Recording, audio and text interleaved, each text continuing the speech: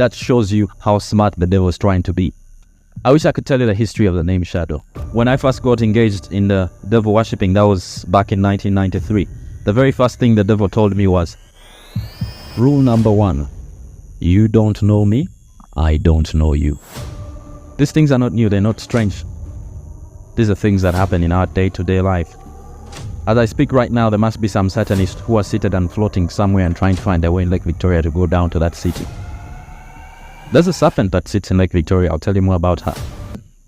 There's really a long gap from the time from 1993 to 96 when I started working in Sanyu FM to 2000 when we started Shadows Angels up to the last minute. So let me start from the point, since you want to know how I came to the salvation. Let me start from Shadows Angels, Central London. It's a place called Soho. So I meet the devil there, and he tells me, I want you to start something like this. He takes me to one of the strip clubs there. He says, I want you to go and start this in Uganda. So I'm watching, and I said, hey, but where her?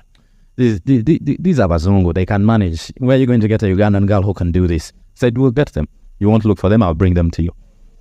So I come back here, we start this group. I remember about 2-3 months later, the management of Red Pepper started looking for me. I know they will deny that today.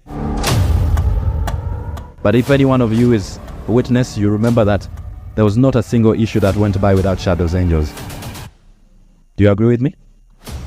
There was always a story. Shadows Angels don't wear knickers. Shadows Angels don't do this. Shadow has done this and that. DJ Shadow has done this and that and that. When I got saved, they started hammering me. These girls could stand before anybody in anything as skimpy as a G-string and not feel naked. That's how spellbound they were. They could just easily come here and stand before you and dance because they didn't know what I'd put on them. You open the magazine and you ask, what have I learned from this newspaper today? I have learned Kandahar. I have learned that a G-string can be like this. I have learned that if you bomb, if the 2 missiles and blah, blah, blah, blah, and all that, and that's what you have learned in one single day. Plus all the lies that I said and the gossip. After I just recruited Eso, he tells me now I want to take it to another level, but before I do so, I want you to sleep with your mother.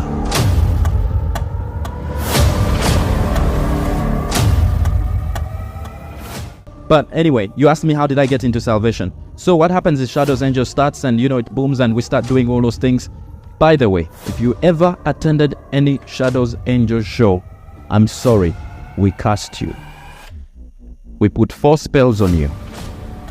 4 spells. One of them is poverty. I think some of those things that I used to do. Astral projection, enter the bathtub and you disappear. I would be in 2 places at the same time. I would be in my bedroom and I would be in Club Seal. People didn't know those things. One of the guys called Zach would be sleeping and I would park at the gate and I would jump out of my body and go into his dream and tell him to come and open the gate. And jump back into my body. You don't believe that? But if he was here, he'd tell you. The boy would wake up in either an underwear, boxer shorts or whatever and walk to the gate like this.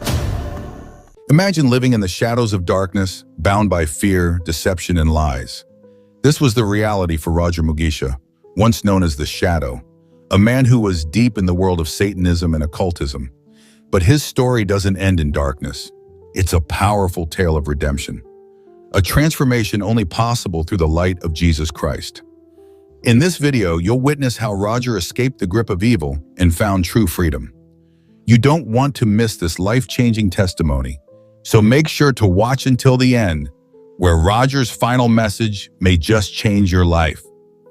Don't forget to subscribe and hit the notification bell so you don't miss more inspiring stories like this. By the way, if you're skeptical about whether witchcraft actually works, hold chickens, and the owner sought help from a witch doctor. In response, the witch doctor summoned bees to literally arrest the thief and guide him to the police station. Yes, bees. Don't just take my word for it. Watch this clip and see the bizarre events unfold for yourself.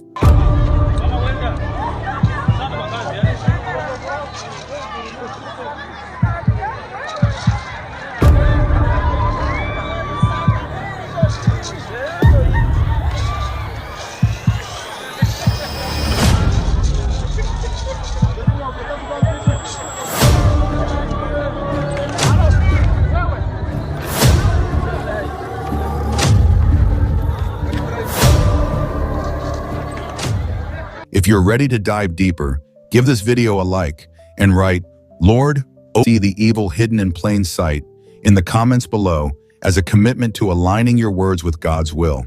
Make sure to speak it out loud too, because Proverbs 18:21 tells us, "The tongue has the power of life and death, and those who love it will eat its fruit."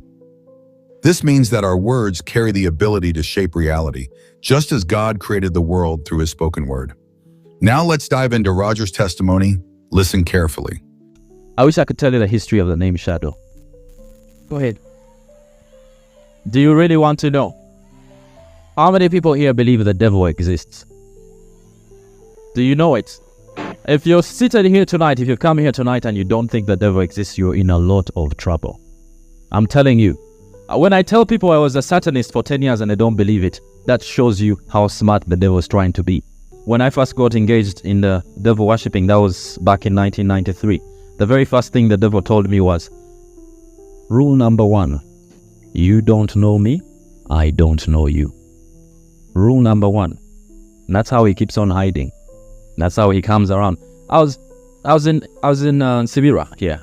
I had my girlfriend was in a box. So yes, the Sharon.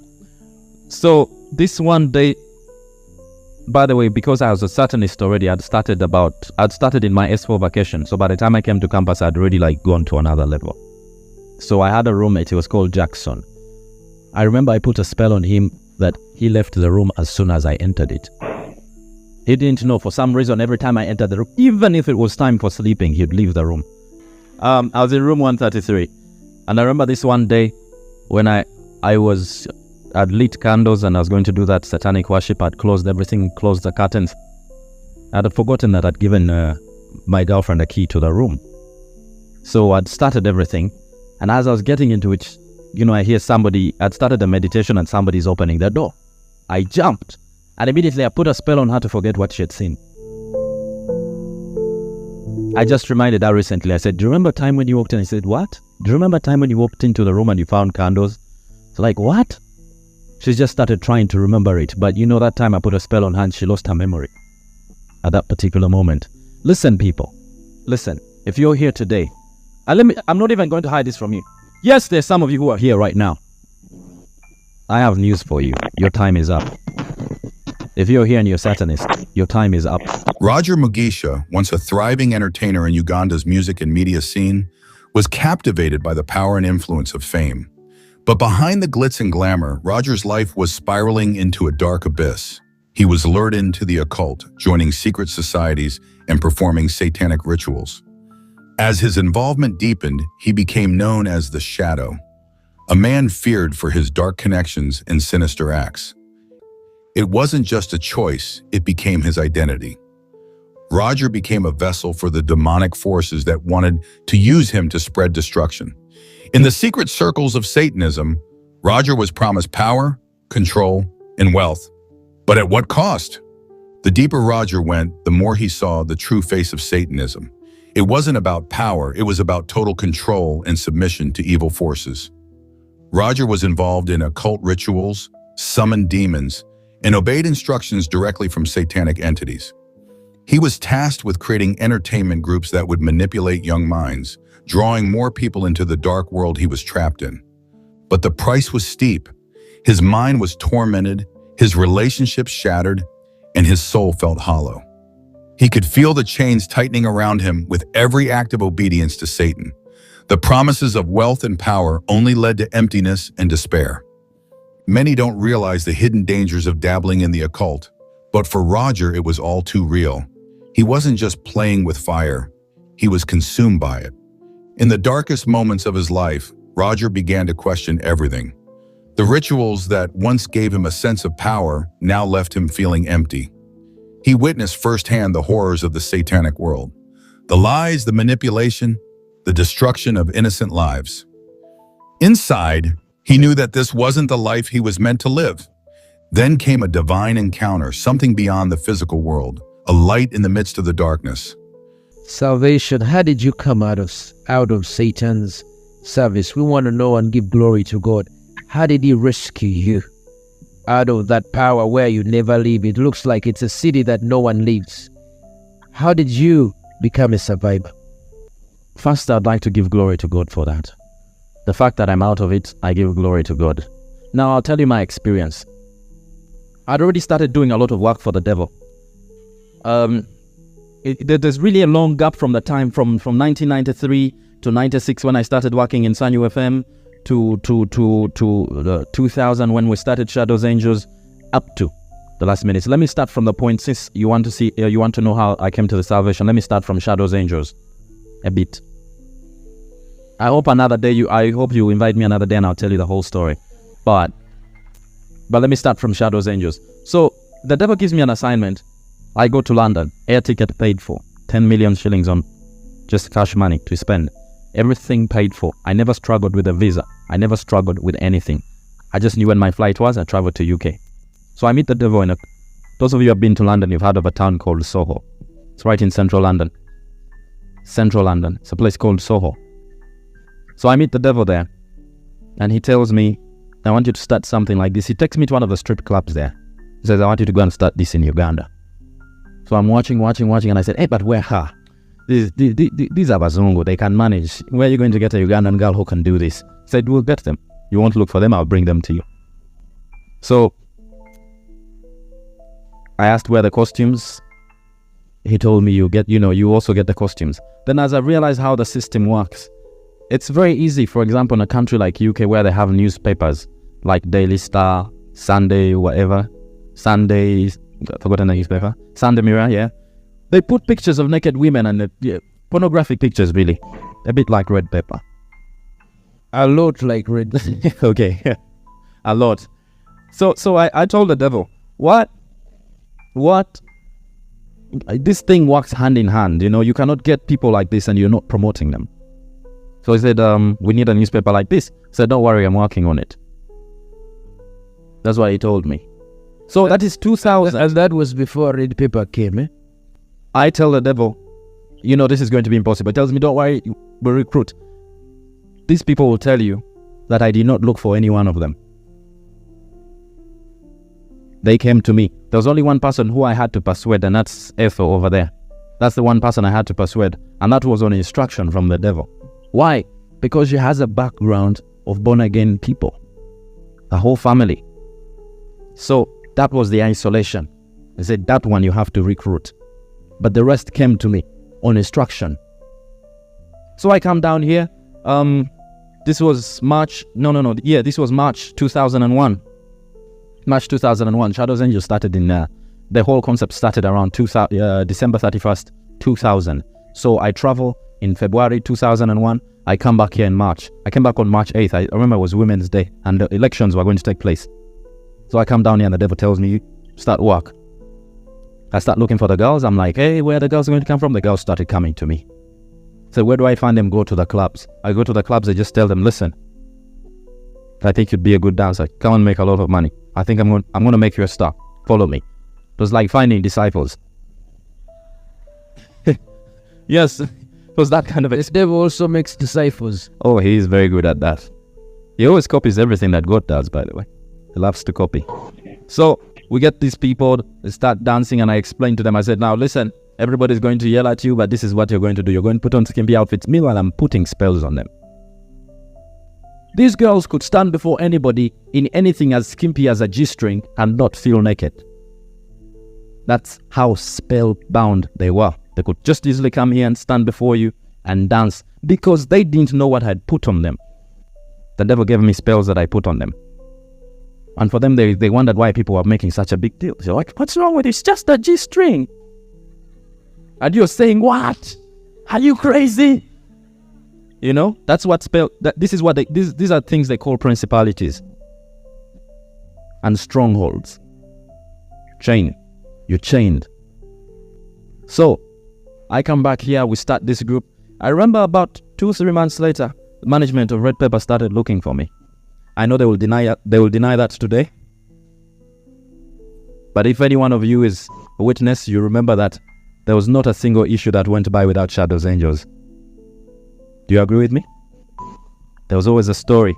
Shadows Angels don't wear knickers. Shadows Angels don't do this. Shadow has done this and that. DJ Shadow has done this and that and that. When I got saved, they started hammering me. I'll tell you, I used to walk into the Red Pepper offices here in Bombo Road. And I just sit on any computer and start typing a story and I walk out. That's how much power I had in that area. Some people started even thinking I had shares there. Connections. You will see them by the fruits that they bear.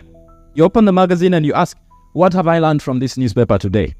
I have learned Kandahar. I have learned that a G-string can be like this. I have learned that if you bomb, if the 2 missiles and blah, blah, blah, blah, and all that, and that's what you have learned in one single day, plus all the lies that I said and the gossip.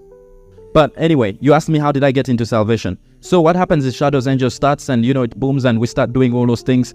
By the way, if you ever attended any Shadows Angel show, I'm sorry, we cast you. We put 4 spells on you. 4 spells. One of them is poverty. Poverty. If you're here and you don't have Jesus in your life and you watch that show, watch it. It's coming your way. 2, if you are married, it was an automatic divorce for you. You may think I'm lying to you. Let me give you an example. One of our richest sponsors during that time came to me recently, came to Capital Radio and asked me for 20,000 shillings. This is somebody who I used to go to and say, I need 1 million shillings. And he says, come for it. It's on my desk. I say, I want to go out this weekend. He gives me 700,000. He came to Capital and asked me for 20,000 shillings. And I looked at him and I said, you know what? I'm not going to give you 20,000 shillings. I want to pray with you. Because I know what I did to your life. And I'm going to undo everything that I did in the name of Jesus. There were 4 spells. I mentioned poverty. I mentioned divorce. Now there were 2 more. The very third one was that of the spirit of Jezebel. The spirit of Jezebel makes you an alcoholic. Makes you the horniest person standing wherever you are. Slow down. This Makes you what? the horniest person. Alcoholic, and then the Horny person. which means that you are interested in sex all the time. That is what happened to you when you watched any of our shows, and most of you know it. Men would walk out like this.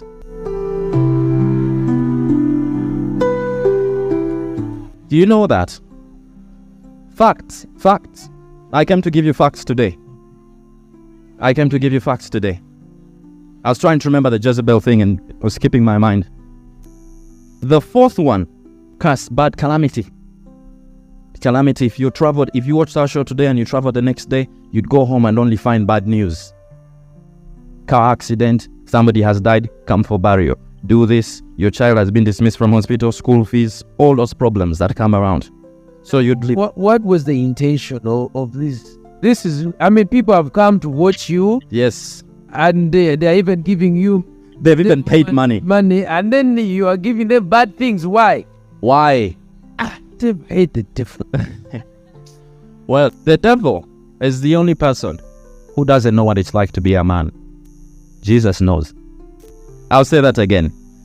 The devil is the only person who doesn't know what it's like to be a man.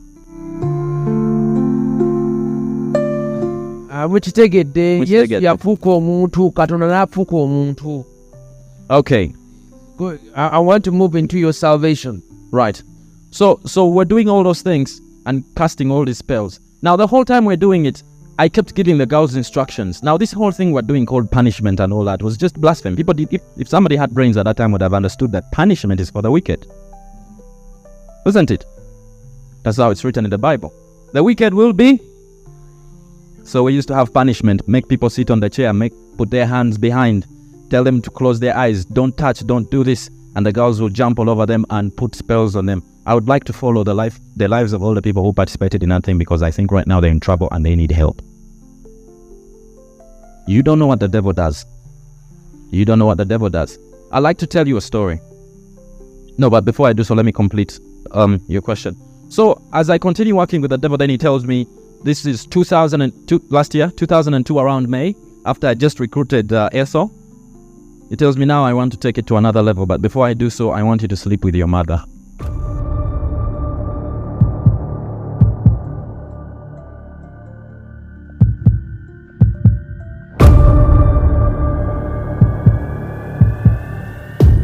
Oh, that was even nothing. That was just one alternative. Because I said, that's impossible. By the way, I used to call him Papa. That was the name he told me to call him. What? Papa? Papa, yes. So, I said, Papa, you have a problem now. And I said, give me another alternative. That one is a bit too hard. He told me, kill your parents. I said, no. Don't give me an alternative that is harder than the last one. Now, he knew that, at that time, he knew that my girlfriend was expecting, so he told me to kill the baby. He said, kill the baby. It's like, man, you've given me 3 very difficult alternatives. So I started giving it a break. I was like, I stopped doing those chants. I stopped lighting candles. I started, trying to keep myself busy. During that period, I used to get drunk a lot. Those of you who used to go to Club Silk, you must have seen me a lot on the counters. I was very stressed. Because I was thinking, I said, I can't do these things. How do I come out of this? What am I going to do? Nobody knows. My mother doesn't know I got into this thing. I can't even explain to anybody. If I walk to anybody and say, listen, I'm a devil worshipper, they'll start laughing in my face. Just say, God, what do? I was stressed. I started drinking myself stupid. Then he started making the Shadows Angels business collapse. Reminding me that more people started coming to me collecting money. Debts. My landlord started pressurizing me. The devil was reminding me that you have some decisions to make. Me first wait. So he fell out with me for a while. Even my powers started, the powers he had given me started for... Let me tell you something. One of the guys, we couldn't bring him here, but he would have testified right here. I used to drive to my home. Pastor Senpai, you saw my place? You know where the gate is? You saw the distance from my gate to the floor upstairs? Now there's a downstairs place. Now downstairs, one of the guys called Zach would be sleeping, and I'd park at the gate and I'd jump out of my body and go into his dream and tell him to come and open the gate. And jump back into my body. You don't believe that? But if he was here, he'd tell you. The boy would wake up in either an underwear, boxer shorts or whatever and walk to the gate like this. Open the gate, and after opening the gate, he waits for me to drive in everything, blah, blah, blah, blah. He closes the gate and goes back like this in his sleep. These are kind of satanic powers I'm talking about. Astral projection. So, I started falling out with the devil. He started complaining with... Around December 31st, we're in Bali. And I was asking myself whether, 2003, whether I would make it through 2003. It's like 2003. I really see the devil killing me because he'd killed about 3 of my friends who were working with me as satanic agents. So I knew I was next in a car accident. In fact, these people will tell you I used to be paranoid. Whenever we're in a car, I'd make somebody sit next to the driver to keep him awake. Because I knew the devil would plot something in a car accident. So I was always watchful. I was always paranoid. These people would sleep after a show. Me, I would not sleep when I was in the car. Because I was like, you don't catch me sleeping, my friend. I am awake. So we come back from Bali. My powers now start reducing. Some of those things that I used to do. Astral projection, enter the bathtub and you disappear. I would be in 2 places at the same time. I would be in my bedroom and I would be in Club Silk. People didn't know those things. You'd be in 2 places at the same time. And people don't know that. Those are satanic powers. So, I started noticing that some of those powers had started going.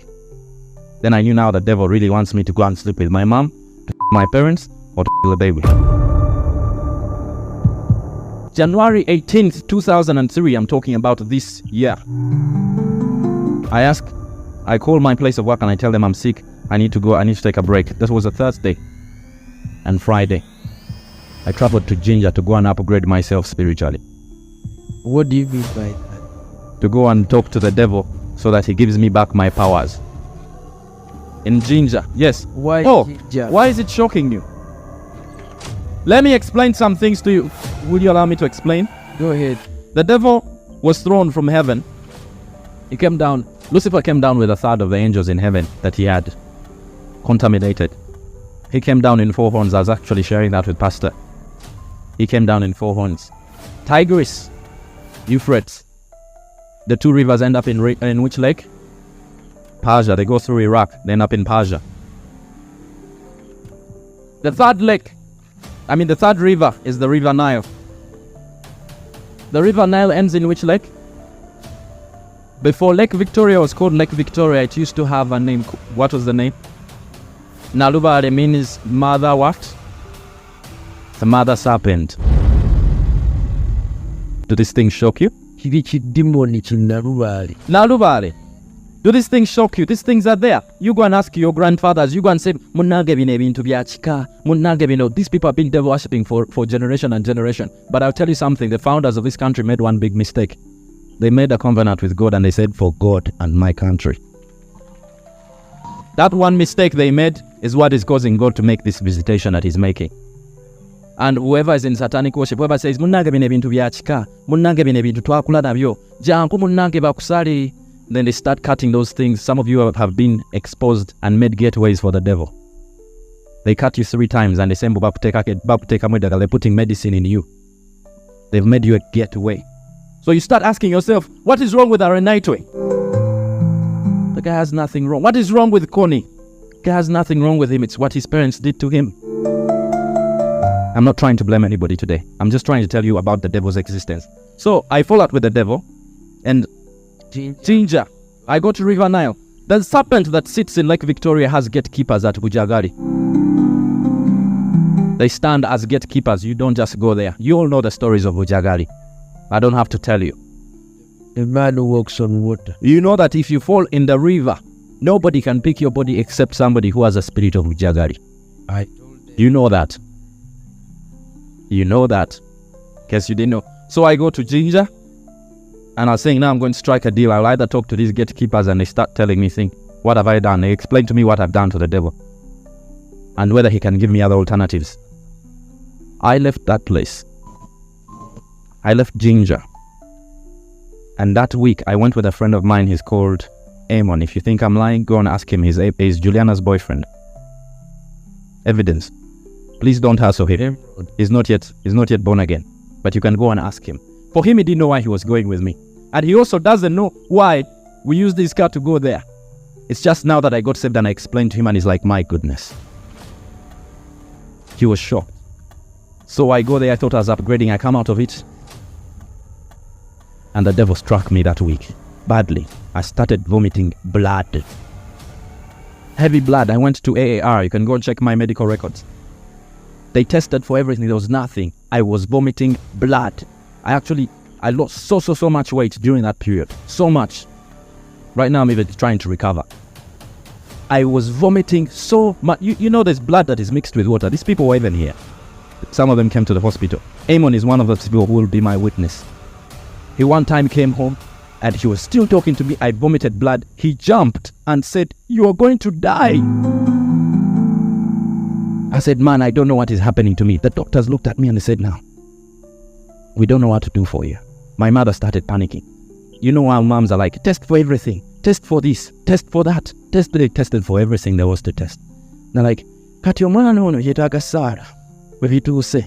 You know how mothers panic. Then I knew. It's like now the devil is really taking me out. Said, this is how I'm going to die. I'm like, oh my. What a terrible thing to enter hell this way. Nobody could rescue me. I couldn't even speak because I knew then he would start strangling me.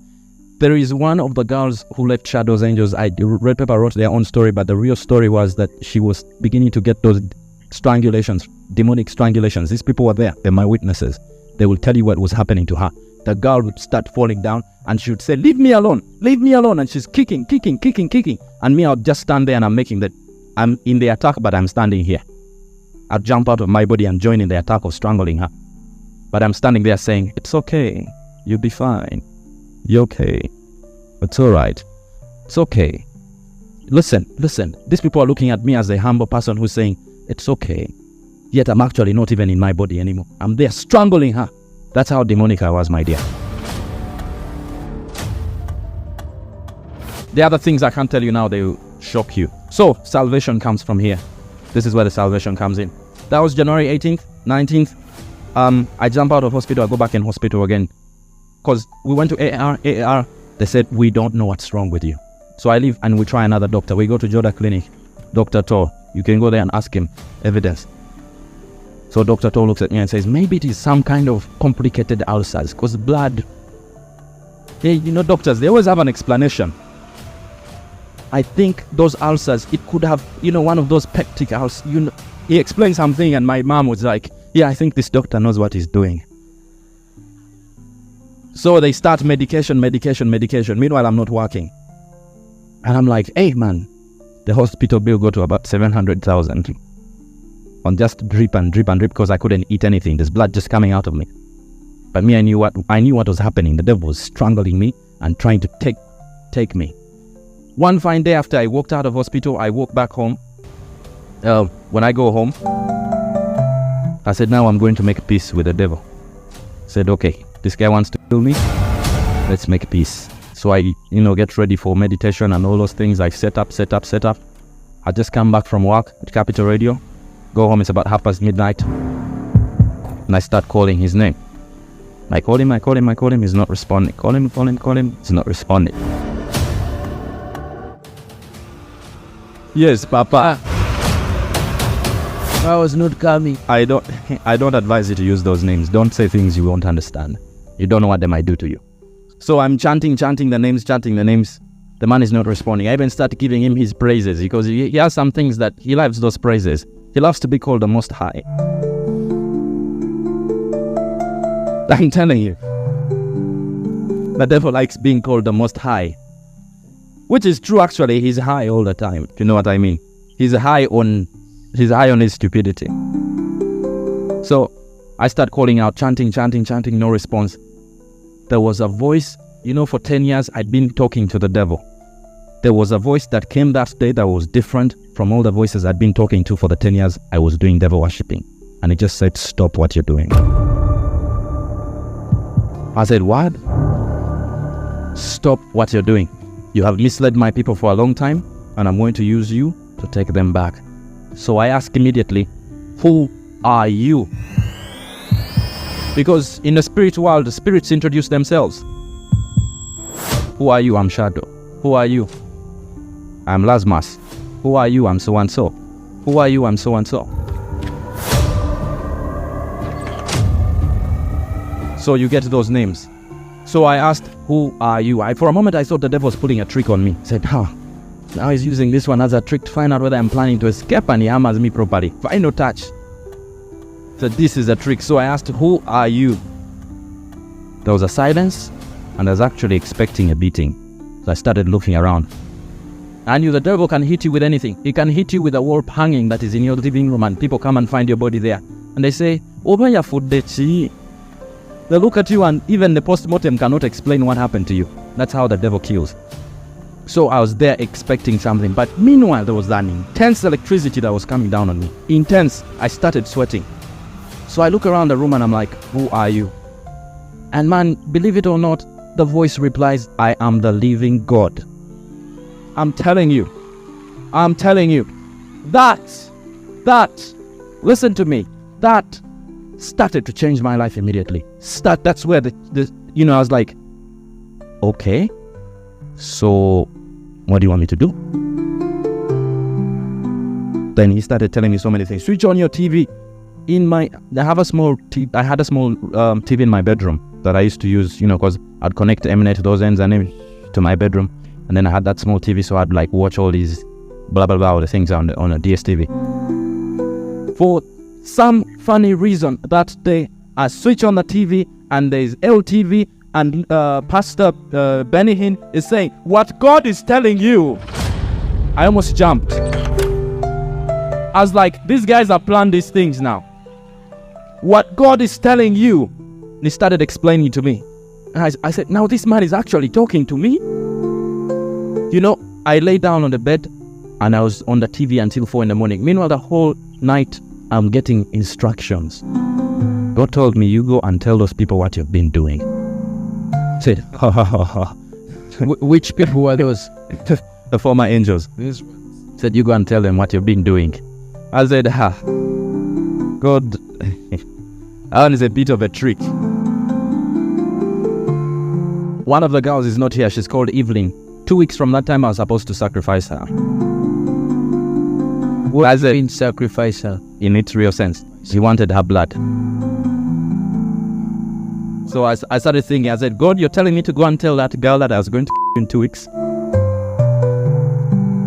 So I was saying, now, you know, these people are really going to kill me today. He said, you go and tell them. And he told me, you go. I will do the talking. So I braved courage. I braved up, called them. They were wondering, what am I going to tell them? Gathered them in the sitting room. Said, now, what I'm going to tell you is going to shock you for the rest of your life. I took another 30 minutes before I could talk. I said, now, how do I start this thing telling them that devil worship? Are they all going to look at me and say, what? Somehow God gave me the courage and I told them, I've been a Satanist for 10 years. I've been a devil worshipper, and I've been using all of you. You're working for the devil. But you didn't know. I was an active agent, you were passive agents. You didn't know you were like pawns on a chessboard. I was the king and queen. You were the pawns, the ones that are fronted. Those of you who play chess, you know what I'm talking about. You are the pawns. You don't know what you're doing. You're the people who be fronted all the time. They looked at me in shock. Actually, at that moment, I was expecting a beating. So I started doing this. So that's what I had to tell you. I was looking for the quickest exit. Then you now... Roger. Yes. Let me ask Ether, what was your response when he told this to you? I didn't realize then that I got myself into something that I could not come out of. Once you get into satanic worship, it is a lock. It locks you completely. The only person who can bring you out of it is somebody who's praying for you. That's the only person who can bring you out of it. Or God himself can take you out of it. As Roger Mugisha continues his journey of faith, his role at Phaneroo Ministries has become a testament to the transformative power of God's grace.